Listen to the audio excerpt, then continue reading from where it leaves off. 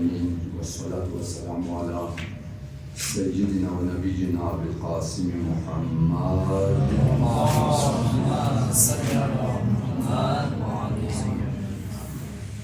وعلى أهل بيت الطيبين الطاهرين وأصحابه المنتجبين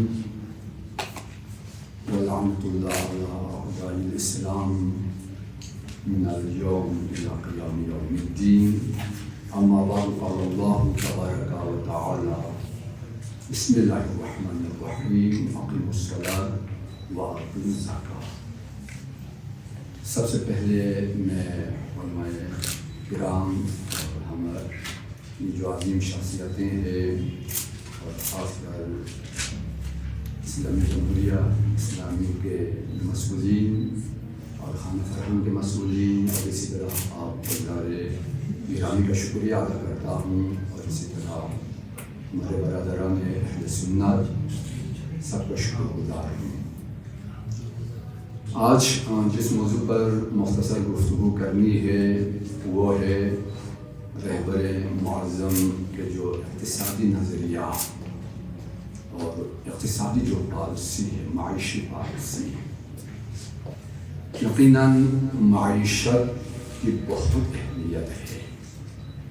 قرآن مجید جہاں بندوں کو نماز کا حکم دیتا ہے وہاں پر زکوٰۃ کا بھی حکم دیتا ہے. اقیموا الصلاۃ وآتوا الزکاۃ. یہاں سے ہمیں یہ سمجھ میں آتا ہے کہ اسلام میں جہاں پر معنویت ہے وہاں پر مادیات بھی ہے. یعنی کوئی جدا چیز نہیں ہے کہ ہم کہتے ہیں معنویت یعنی معنویت مکمل نہ ہو جائے مادیات کے بغیر.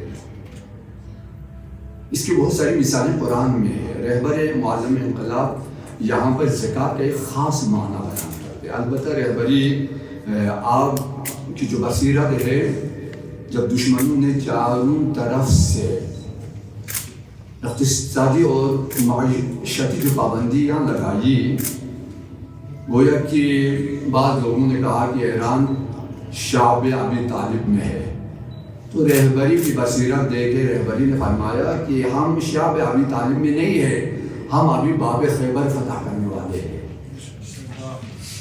یعنی اقتصادی حوالے سے ہم پاور ہے, ہم میں قدرت ہے. آج یہ قدرت چونکہ دیکھو ان کی بہت ساری پالیسیاں ہیں نظریات ہیں خصوصاً یہ اقتصاد مقاومتی جس کو مزاحمتی معیشت بھی ہم کہتے ہیں. اس کا کام ایک تو دشمن کا حربہ اور حملہ روکنا ہے اور دوسری جہت سے اپنی قوم کو ان پابندیوں کے خلاف اٹھانا ہے اور چلانا ہے. پابندی تو دشمن دیکھو دشمن مسلمانوں کا دشمن ہے. یہ لوگ دراصل فقط مسلمانوں کا دشمن نہیں ہے, یہ انسانیت کے دشمن ہے. ان شر الدواب عند اللہ الصم البکم الذین لا یعقلون الا مصداق اکمل. یہی استعمال قوتیں ہیں لیکن ان کا مقابلہ کیسے کرے؟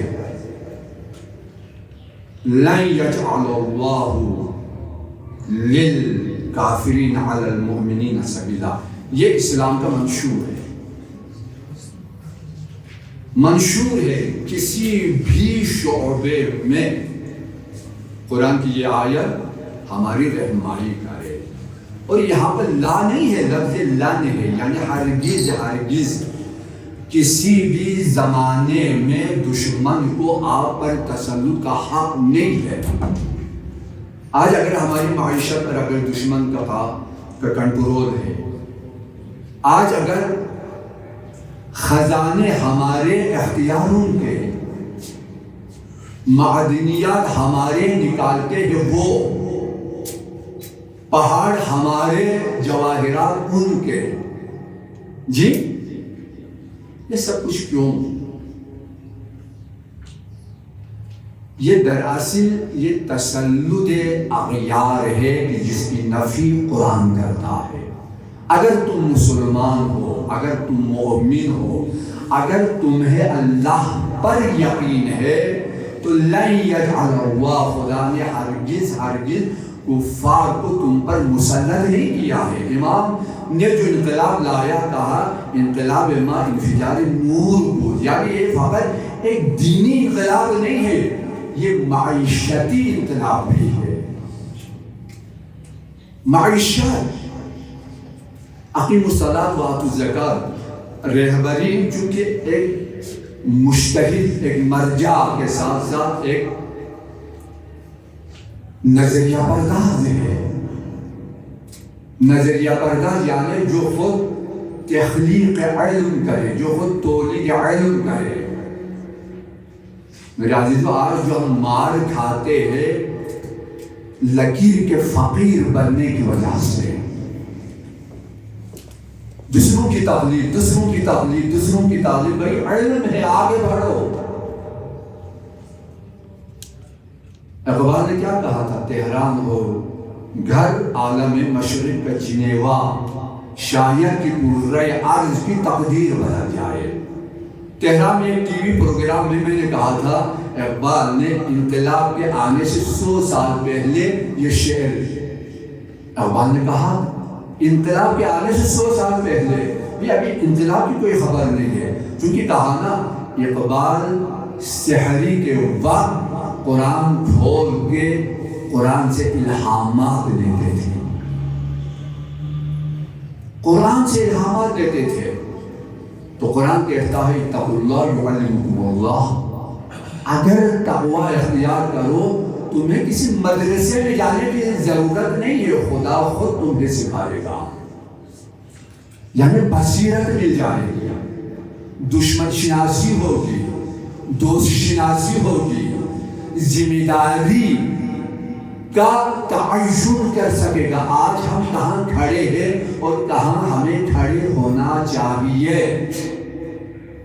نام کا مسلمان، نام کا مسلمان مت بنو، کام کا مسلمان بنو۔ کام کا مسلمان وہ جس کے سینے میں دوسرے مسلمان کے لیے درد ہو، اس کا دل اگر دھڑکے تو دوسرے مسلمان کے لیے، دوسرے مسلمانوں کی پریشانی وہ اپنی پریشانی سمجھے۔ میرے عزیز ہو، آج کتنے لوگ ہیں مسلمانوں کے قاتل پہ وہ خوشیاں مناتے ہیں۔ مجھے زیادہ شرح کرنے کی ضرورت نہیں ہے، سوشل میڈیا نے سب کے چہرے کو بے نقاب کیا ہے۔ سوشل میڈیا بڑی پاور ہے، بڑی طاقت ہے، اسے استعمال کرو۔ آج مغرب نے استعمال کیا، رہبری فرماتے ہیں اگر میں رہبر نہ ہوتا تو میں سوشل میڈیا کا سب سے بڑا سربراہ بن جاتا۔ کیوں؟ آج آپ کے مقدر سوشل میڈیا کے ذریعے بن رہا ہے۔ آج ہمیں مومن بصیرت کا مالک ہے۔ تقویٰ کہا نا، خدا نے کہا تمہیں تقویٰ ہم علم دیں گے اگر تم تقویٰ اختیار کرو۔ تقویٰ اگر ملے تو کیا ہوگا؟ تقویٰ اگر ملے تو تمام بند گلیاں تمہارے لیے کھل جائے۔ تو رہبر انقلاب دیکھو، قرآن میں نظریہ اقیموا الصلاۃ وآتوا الزکاۃ، اقتصاد۔ ایک سوال آپ سے، قرآن نے کہا اقیموا الصلاۃ، آپ نے نماز تو ادا کی، قرآن نے کہا وآتوا الزکاۃ، آپ نے زکات دی کیا؟ اگر نہیں دی تو ہم تو قرآن کے مجرم بن گئے نا۔ اگر نصاب، اگر ہم پر زکات ضروری نہیں ہے تو خدا نے حکم کیوں دیا؟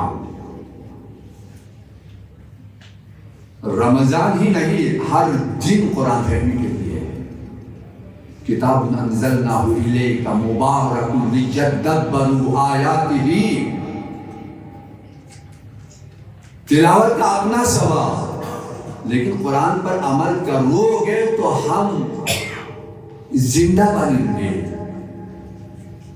میرے عزیزو، یہاں پر مراد کیا ہے؟ اقیموا الصلاۃ، یہ وہ امر ہے، وآتوا الزکاۃ یہ بھی امر ہے، دونوں امر ہے۔ ہم ہر روز پڑھتے ہیں لیکن اس کے باوجود ایک پر تو عمل کرتے ہیں، دوسرے پر عمل نہیں کرتے، تو کیا ہم گناہگار نہیں ہیں؟ اگر ضروری نہیں ہے تو خدا نے کہا کیوں؟ اور وہ بھی ایک دو بار نہیں کہا، جہاں پر قرآن میں اقیموا الصلاۃ کہا وہاں پر وآتوا الزکاۃ کہا۔ اور جو رہبران دین ہے ان کی خصوصیت میں بھی کہا یقیمون الصلاۃ ویؤتون الزکاۃ۔ جی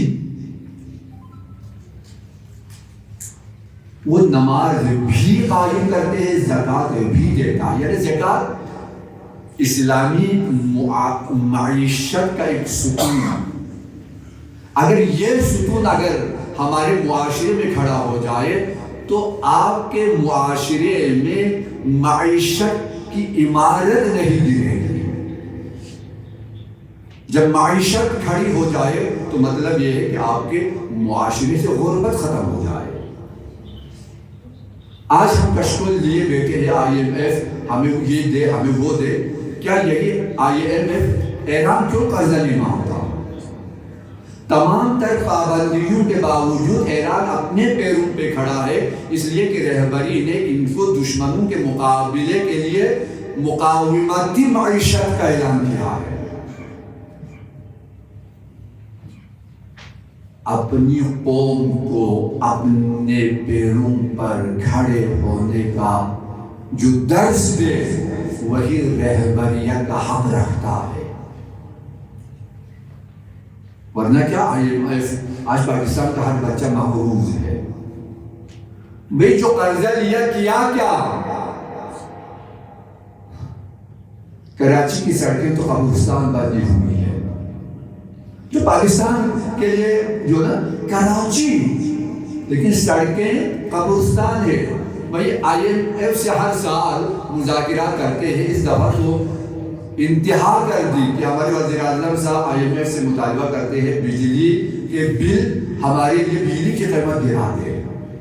بھائی حکومت ان کی ہے یا آپ کی ہے؟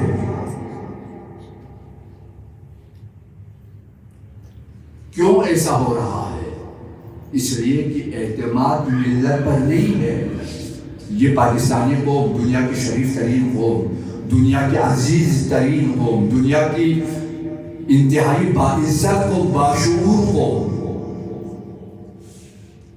جو دین کے نام پر، پیغمبر کے نام پر اپنی اولادیں قربان کرے، اپنی جان قربان کرے، مال قربان کرے، لیکن آج اس قوم کو نالائق حکمرانوں نے کہاں پر لا کے کھڑا کیا ہے؟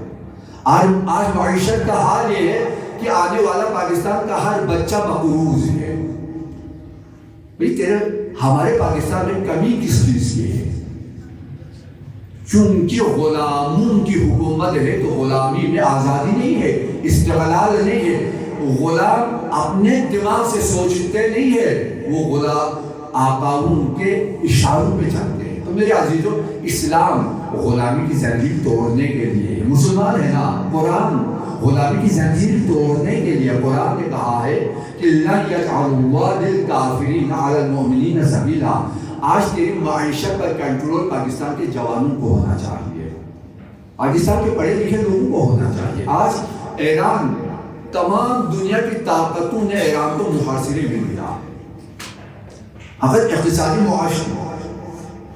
محاصرہ نہیں ہے، نظامی طور پر، لیکن آپ نے دیکھ لیا کہ اسرائیل نے دراصل ایران پر حملے نہیں کیا، امریکہ نے حملہ کیا، لیکن اس کے باوجود کیا کیا؟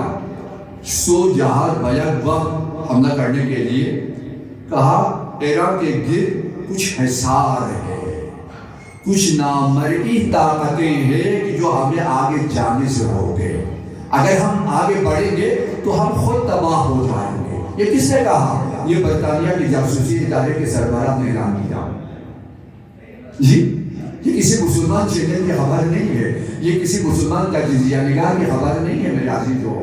یہ طاقتیں کہاں سے آئی؟ چونکہ ایک رہبر ہے جو خدا شناس ہے، جو بصیرت رکھتا ہے، کہ جو فکر اگر لے تو فکر کسی برطانیہ یا امریکہ والوں سے فکر نہ لے، وہ قرآن سے فکر لیتا ہے، نماز شب میں خدا سے لیتا ہے،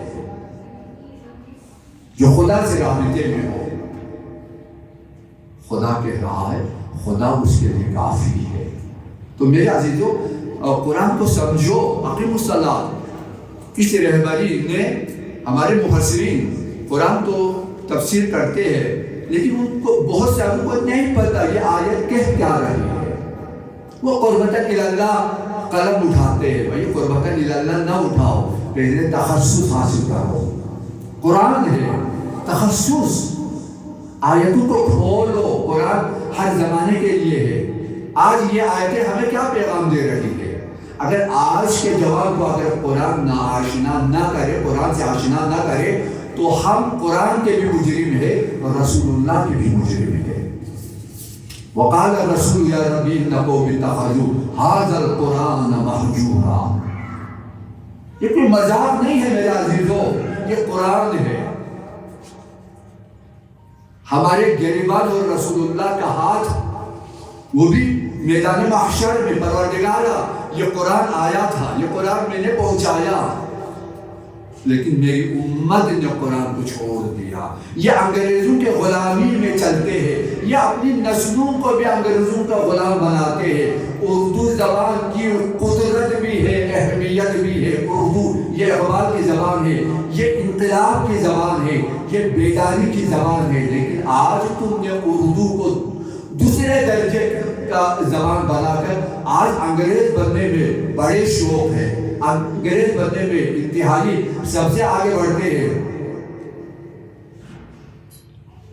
جب تمہارے درمیان اقبال کی فکر نہ رہی تو بولہبی فکر نے آ کر تمہارے گھروں کو جلا دیا، تمہارے ایمان کو جلا دیا۔ نہ تمہارے پاس دین ہے نہ دنیا ہے۔ بھئی اگر دین نہ ہو تو کم از کم دنیا تو ہو، ہے نا؟ کتنا بیچارہ ہے وہ قوم جس کے بعد نہ دین ہو نہ دنیا ہو، یعنی معیشت تو ہو، جو کھانا کھائے کم از کم عزت سے کھائے۔ غربت آپ کا مقدر نہیں ہے۔ جس طرح ایران پر تمام تر پابندیوں کے باوجود رہبری نے آج تک 45 سال تک امریکہ اور تمام استعماری قدرتوں کو کتے کی طرح دروازے پر رکھا ہے۔ ہماری حکومتیں ایک چٹھی کے ذریعے تبدیل ہوتی ہے، فقط تبدیل ہوتی نہیں ہے، زندانوں میں بھی جائے ہمارے حاکم جی ایک چٹھی سے، اور وہ بھی کسی صدر کی چٹھی نہیں ہے، ایک عام سیاست مدار اس کی چٹھی سے ہماری حکومت بھی بدل جاتی ہے، ہمارے حاکموں کو بھی زندان میں جانا پڑے۔ لیکن آپ کا ہمسایہ ہے یہ ایران، یہاں پہ چٹھی سے حکومت تبدیل ہو جائے، وہاں ان کے صدر کے خط کو کوئی پڑھنے والا نہیں ہے۔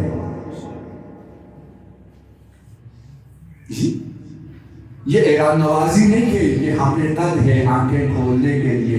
یہ ایران نوازی نہیں ہے، یہ اسلام نوازی ہے، یہ ایمان نوازی ہے۔ ریاضی کب تک فرقوں میں بٹے رہو گے؟ کب تک وہ اور یہ ہم اور تم کرتے رہو گے؟ واعتصموا بحبل اللہ جميعا ولا تفرقوا۔ مسلمان بنو، کلمہ پڑھو تو کلمہ ان الذين قالوا ربنا الله ثم استقاموا تتنزل عليهم الملائکہ۔ ایک خدا کو مانو۔ آج ہماری مشکل ایک خدا کا نہ ماننا ہے۔ ایک خدا کا اگر مانے تو قدرت ہے، توحید قدرت ہے۔ خدا کہہ رہا ہے دنیا کی ساری باطل قدرتوں کو ہم تمہارے قدموں میں جھکا دیں گے، لیکن تم سے ایک وعدہ لے رہا ہے، ان الذین قالوا ربنا اللہ۔ یہ نہیں کہا ربنا امریکہ، ربنا اسرائیل، ربنا برطانیہ۔ جی تمہارا رازق امریکہ نہیں ہے، وہ تو پیروں کے جوتے بھی نہیں ہے۔ ربنا اللہ، قرآن، مسلمان ہونا آج ہماری مسجد کے کاش یہ دو امام جمعہ بیٹھتے تو میں ان دونوں کے لیے بھی کچھ تذکرہ دے دیتا. آپ کے نماز جمعہ یہ بشر سازی کے لیے ہو، معاشرہ سازی کے لیے ہو، فکر سازی کے لیے ہو، تربیت، تعلیم. اگر آپ کے نماز جمعے کے خطبے سے نہ ملے تو کہاں سے ملے؟ ہم رواجی لوگ ہیں، بس ہو جائے نہیں، نتیجہ دو. میدان ایک مرتبہ ملا ہے، ہر ایک اپنے آپ کو منوا کے رہو. میں آپ کی زندگی میں نہیں آ سکتا، آپ اپنی زندگی کو بدلیں گے، اور خدا نے جو آپ کو زندگی دی ایک مرتبہ دی ہے. تو میرے عزیزوں کہنے کا مطلب یہ ہے کہ دیکھو اقتصاد تو بنانا ہوتا ہے. نظام اسلام میں ایک نظام میں معیشت نہیں ہے، 16 نظام معیشت قرآن دیتا ہے. ہم جو کہتے ہیں نا اسلام کے بعد تو کوئی نظام نہیں ہے، بھئی کس نے کہا آپ کو؟ اسلام میں 16 اقتصادی اور معاشی نظام ہے. ہم ایک نظام پر بھی عمل نہیں کر رہے ہیں. اس کے بعد میں کہتے ہیں کہ ہم مسلمان ہیں. بھئی قربان ہو جائے ایسی مسلمانیت پر کہ جس میں دین کو اپنے خواہشات کے مطابق چلے، دین پر عمل نہ ہو. ذلیل اور ہو جاؤ گے اگر قرآن کو چھوڑو گے. دین کو چھوڑ کر عزت ملتی نہیں ہے. دین آیا ہے عزت دینے کے لیے، غلامی سے نجات دینے کے لیے. آج جن حاکموں کو آپ اٹھاتے ہیں، آج گرانے کے لیے آپ سڑکوں پر ہیں. کیوں؟ بھئی آپ کے توقعات پورے نہ اترے، جھوٹے وعدے. اسلام کہتا ہے پہلے نعرہ مت لگاؤ، پہلے عمل کرو، اس کے بعد دکھاؤ. تو رہبری نے یہاں پر ایک جو معنی کیا وہ آتو زکوٰۃ کا بہت خوبصورت معنی ہے. عموماً میں کہ مولانا صاحبہ سے پوچھ چکا ہوں، جواب نہیں ہوں کر رہا. آپ بھی پوچھے بھئی قرآن کہہ رہے نماز قائم کرو، یعنی نظام بندگی، اور نظام بندگی کے ساتھ ضروری ہے لوگوں کی معیشت ٹھیک ہو جائے. یہ نہ کہو یہ دنیا ہے، دنیا پل بنے گی تو آخرت تک تم جا سکو گے. وآتوا الزکوٰۃ کیا مطلب؟ وآتوا الزکوٰۃ کا مطلب یہ ہے کہ آپ جو کچھ خرچ کر سکتے ہیں خدا کی راہ میں اسے خرچ کرو.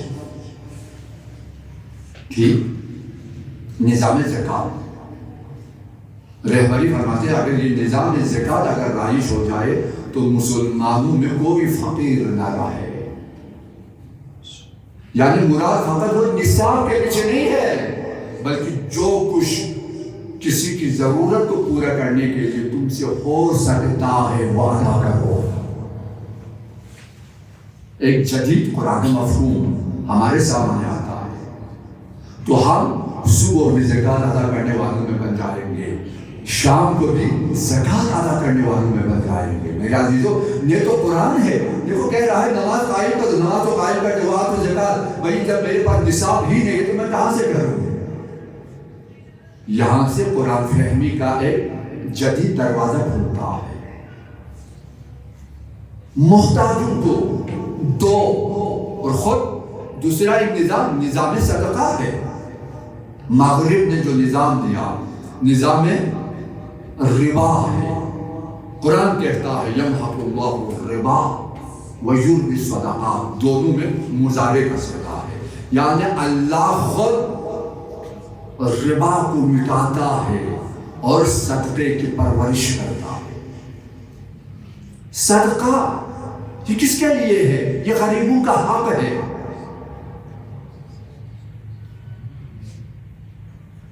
فی السراء والضراء سرا وعلانیہ. جی کھول کے بھی دو، چھپ کے بھی دو. اسلام میں دونوں پہلو ہے. ٹھیک ہے، کھول کے دینے کا اپنا فلسفہ ہے. میرے عزیزو فلسفہ کو سمجھنے کی کوشش کرو. جو حکمتیں چھپی ہوئی ہے نا ان کو سمجھنے کی کوشش کرو. مجھے تو تعجب ہے، آج کا دور بڑی ارتباط کا دور ہے. آپ اپنے مسائل کو پوچھ سکتے ہیں پھر بھی نہیں پوچھتے. پھر بھی کہتے ہیں کہ ہم پڑھے لکھے. بھئی یہ پڑھا لکھا کہاں کا ہے جس کو ایک چھوٹا سا مفہوم بھی سمجھ میں نہ آتا ہے. نظام صدقے کی اہمیت کے لیے یہی کافی ہے کہ جب آپ صدقہ دیتا ہے یعنی غربت کو مٹانے کے لیے آپ کا صدقہ غریب کے ہاتھ میں جانے سے پہلے خدا کے ہاتھ میں جاتا ہے. اسی وجہ سے امام سجاد علیہ السلام صدقہ دینے کے بعد اپنے ہاتھوں کا بوسہ لیتے تھے. لوگوں نے پوچھا یا رسول اللہ یہ کیا؟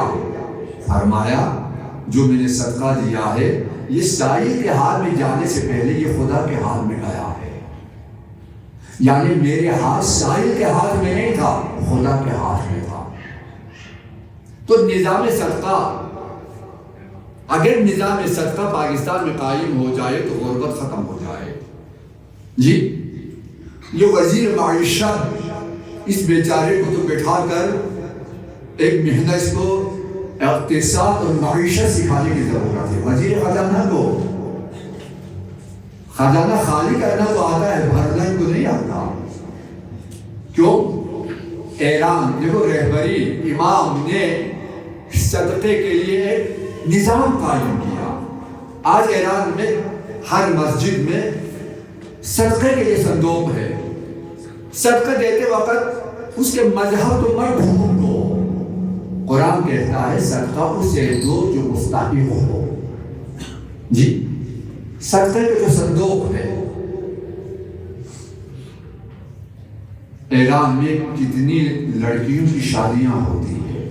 اس کے لیے مدیریت چاہیے. ایک رہبر الدین الناس علی دین ملوکہم، جیسے حاکم ہوں گے ویسے لوگ ہوں گے. الناس علی دین ملوکہم، سسٹم دینے کی ضرورت ہے. قرضہ لا کر لوگوں کو قرضہ تلے مت دفناؤ. میرے جوان کتنے بیکار ہے، ان کو میدان میں اترنے کا طریقہ سکھاؤ. ان کو روزگاری کے کتنے مواقع ہیں، ان کو اپنے پیروں پہ کھڑے ہونے کا طریقہ سکھاؤ. جی یہ میرے پاکستان ہے، میرا جوان ہے، یہ مسلمان جوان ہے. آج اگر پاکستان کی قدرت ہے تو یہ پاکستان کی قدرت نہیں ہے، یہ عالم اسلام کی قدرت ہے. اگر پاکستان کمزور ہو جائے تو پاکستان کمزور نہیں ہوا، عالم اسلام کمزور ہوا، ایران کمزور ہوا، افغانستان کمزور ہوا، سعودی عرب کمزور ہوا، مصر کمزور ہوا. بھائی تمام اسلامی ممالک کیونکہ ہم کل جسد الواحد، ہم ایک جسم کے مانند ہیں. آخر یہ قرآنی نظریہ جو حاکم نہیں ہے. جی نہ تعلیمی اداروں میں ہے، نہ مدارس میں ہے، نہ یونیورسٹیز میں ہے، نہ ہمارے محلات میں ہے، نہ ہمارے مسجدوں میں. مسجد میں بھی اگر آپ کسی مسجد میں جائیں گے تو کہیں گے کہ یہ تو اس فرقے کی مسجد ہے. میں نے کل بھی عرض کیا تھا کتنی بد نصیبی اور بدبختی ہے جو مسجد اسلام کا مورچہ ہے. آج پیغمبر کے دور کی مسجد آپ کو کہیں پر نظر نہ آئے. جی پیغمبر کے دور کی جو مسجدیں تھیں وہ مسائل کے حل کے لیے. آپ کی معیشت اگر شادیاں نہیں ہو رہی ہے تو مسجد کا امام سویا ہوا ہے. مسجد کا امام، محلے کا امام، آپ کے معاشرے کا عالم، آپ کے معاشرے کا مؤذن ہے. مؤذن کا کام اذان دینا ہے. جب مؤذن اذان دے گا تو سحر ہوگی، صبح ہوگی، وگرنہ اندھیری رات میں ہی زندگی گزر جائے گی. عالم معاشرے کا مؤذن ہے. مؤذن وقت سحر سے آشنا کرتا ہے. مؤذن کا کام بھائی اٹھو اب صبح ہو رہی ہے. جی عالم معاشرے کا اذان وہ ہے. آج ہمارے علماء کیا مؤذن کا کردار ادا کر رہے ہیں یا خود تفرقہ میں پڑے ہیں؟ مذہب کو باندھ رہا ہے، ملت کو یہ توڑ رہا ہے، دراصل یہی لوگ قرآن کے مجرم ہیں۔ اگر کوئی عالم تفرقہ میں مبتلا ہے، ملت کو توڑ رہا ہے، جوانوں کو نا امید کر رہا ہے، آپاز میں غلط پروپیگنڈے کا اگر وہ شکار ہے تو وہی عالم معاشرے کا مجرم ہے۔ آپ معاشرے کا مؤذن اگر مؤذن ہی سو جائے تو مسجد بھی نہیں کھلے گی، نمازی بھی نہیں آئے۔ جی میرے عزیزوں، سسٹم دینے کی ضرورت ہے۔ میں نے پہلے کہا یہ 16 اقتصادی نظام ہے، ان میں سے ایک نظام بھی قائم ہو جائے نا، اسلامی ممالک سے غربت ختم ہو جائے۔ اور رہبری کی خود اپنی نگرانی ہے۔ یہ نظام صدقات آج ایران میں ہزاروں لڑکیوں کی شادیاں ہو رہی ہے، یہ ہزاروں گھروں میں راشن ہے۔ کیوں؟ صدقہ یہ کوئی حقیرانہ کام نہیں ہے۔ آپ ایک خرما، ایک روپیہ راہ خدا میں دے، خدا خود اس ایک خرما کے دانے کی پرورش اس طرح کرتا ہے کہ قیامت کے دن بہت بڑے پہاڑ کی طرح آپ کا وہ ایک خرما کا صدقہ مجسم ہو کر قیامت میں آپ کو بچانے کے لیے آ جائے۔ حضور بھی صدقات، جی ہم کہتے بھائی صدقہ خور نہیں ہے، خدا کا شکر کرو، صدقہ یہ خدا کا معاملہ ہے۔ حضور بھی صدقات، آپ کو صدقہ کھانے کی توفیق نہیں ہے، آپ کو ڈھاکہ ڈالنے کی توفیق ہے۔ آپ ڈھاکے سے کھائیں گے، صدقہ یہ مال حلال ہے، جی مال حلال ہے جو خدا کے ہاتھ سے ملتا ہے۔ میرے عزیزوں، ان مبادئ کو ہمیں کھولنے کی ضرورت ہے نا۔ آج اگر عوام کو سمجھ میں آ جائے ان مبادئ کا تو انقلاب کل نہیں آج آ جائے۔ انقلاب اور تبدیلی نعرے سے نہیں، عمل سے تبدیلی آ جائے۔ اور عمل کے لیے علماء کو آگے بڑھنے کی ضرورت ہے۔ ہمیں فرقہ پرست بننا نہیں ہے، ہمیں خدا پرست بننا ہے۔ ہمیں شیطان پرست بننا نہیں ہے، ہمیں دین پرست بننا ہے۔ آج اگر ہم آج رہبر یہ میں مکتب شیعہ ہونے کی وجہ سے ان کی تعریف نہیں کرتا، نہیں تو شیعہ اور بھی بہت سارے علماء ہیں، مجتہدین ہیں، ہم سب کی تعریف نہیں کرتے، چونکہ ہمیں بھی خوف خدا ہے۔ جی اگر ڈرے تو خدا سے ڈرو، تقوی الہی اختیار کرو، جو حق ہے اس میں گفتگو کرو، ٹھیک ہے؟ مخلوق خدا نہ آپ کو کچھ دے سکے نہ آپ سے کچھ لے سکے۔ ان اللہ معنا، جی اپنا رابطہ اپنے رب سے جوڑو۔ رمضان رابطہ جوڑنے کا نام ہے، اسی وجہ سے خدا روزے دار کے لیے اتنا دیتا ہے کہ میرا روزہ دار تو جب اندر سے اتنا مضبوط ہو جائے تو تمہاری جزا نہ جنت ہے نہ میری کوئی نعمت ہے، تو اتنا بڑا بن جاتا ہے کہ اب میں خدا خود تمہاری جزا بن جاتا ہوں۔ سبحان اللہ، کیا مرتبہ ہے! آیا ہم وہی روزہ دار ہے کہ جس کا تقاضا خدا کرتا ہے؟ اگر نہیں ہے تو ابھی 15 دن گزرے ہیں نا، ابھی 15 دن اور باقی ہے۔ خدا 10 دن میں موسیٰ کو کلیم اللہ بناتا ہے، 10 دنوں میں کربلا بنتی ہے، جی 10 دنوں میں ابراہیم اسماعیل کو لے کے جاتا ہے۔ یہ مکتب کی کرامت، یہ فیضان نظر ہے یا کہ مکتب کی کرامت تھی؟ سکھائے کس نے اسماعیل کو آداب فرزندی؟ جی آج ہے کوئی حاجرہ جیسی ماں، ہے کوئی ابراہیم جیسا باپ، کوئی اسماعیل جیسا بیٹا، کوئی ایسا خاندان ہے؟ اگر نہیں ہے تو کیوں نہیں ہے؟ جی چونکہ حرام کے لقمہ، آج رشوت،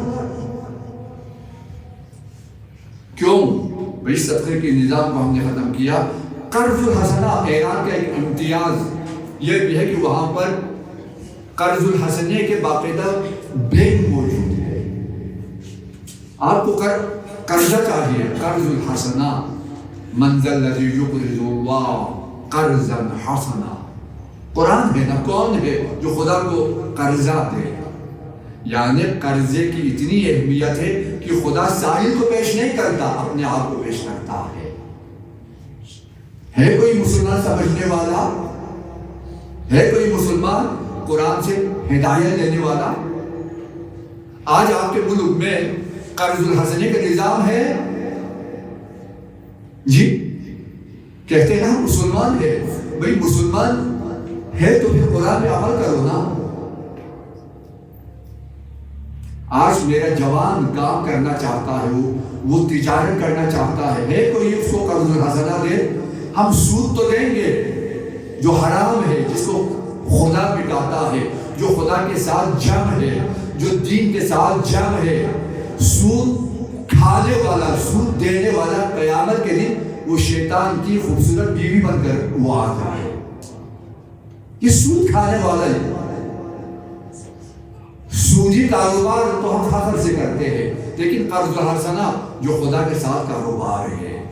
سود یہ بندوں کے سود یہ کاروبار ہے، یہ معاملہ ہے بیچاروں کے ساتھ، فلک زدہ لوگوں کے ساتھ، غربت زدہ افراد کے ساتھ. وہ بندے جن کا اپنا نوالا ان کے منہ میں نہیں جاتا جی، ان کی مجبوری سے غلط فائدہ اٹھانے والے کتنے مجرم لوگ ہیں. یہ سب قرآن کے مجرم ہیں، خدا کے قسم، یہ سب قرآن کے مجرم ہیں. لیکن قرآن کے ہے منظر، ارے کون ہے؟ قرض الحسنے کے لیے ضروری نہیں ہے حکومت اقدام کرے تو آپ کریں، نہیں، آپ اپنے طور پر بھی اپنے گھر میں یہ سسٹم قائم کر سکتے ہیں. آپ کا ہمسایہ قرض الحسنہ دے جی، آپ کے ہمسایے کو قرض الحسنہ دے. آج پورے ایران میں یہ سسٹم ہے، اور اس کا جو فائدہ ہے یہ لاکھوں کے لیے نہیں ہے، یہ کروڑوں لوگوں کے لیے ہے. پھر بھی کہا اسلام کے پاس کوئی نظام نہیں ہے. بھئی یہ نظام ہے، آؤ بسم اللہ ساتھ چلتے ہیں، ہم بھی آپ کے ساتھ ہیں، اسمبلی میں ہم آئیں گے، آپ جہاں پر بھی بلائے ہم آئیں گے. یہ نظام ہے. کم از کم اس آیت پر تو عمل کرو. آج کا دن منفرد ہو. آج کا دن فقط سننے کے لیے نہیں، عمل کرنے کے لیے. آج کا دن آپ کی زندگی کا ایک منفرد دن ہو. قرض الحسنے کے لیے کروڑ پاتی ہونا ضروری نہیں ہے. اگر آپ کے پاس 10,000 ہے نا، 2,000 میں قرض الحسنے کے لیے کسی غریب کے لیے آپ دے سکتے ہیں. نظام تو قائم ہوا نا. 25 کروڑ پاکستان کے عوام کے لیے نظام قرض الحسنہ اگر قائم ہو جائے تو پاکستان لینے والا ملک نہیں، دینے والا ملک بن جائے گا. میرے عزیزوں، ہر ایک کو ایک نگاہ سے نہیں دیکھنا چاہیے، ٹھیک ہے؟ تو ہمارے لیے معیار کیا ہے؟ قرآن ہے. قرآن کو معیار بناؤ، آپ کے مسائل حل ہو جائیں گے. اور اسی کے ساتھ ہی آپ کے سوال اگر جواب ہے تو انتظام ٹھیک ہے.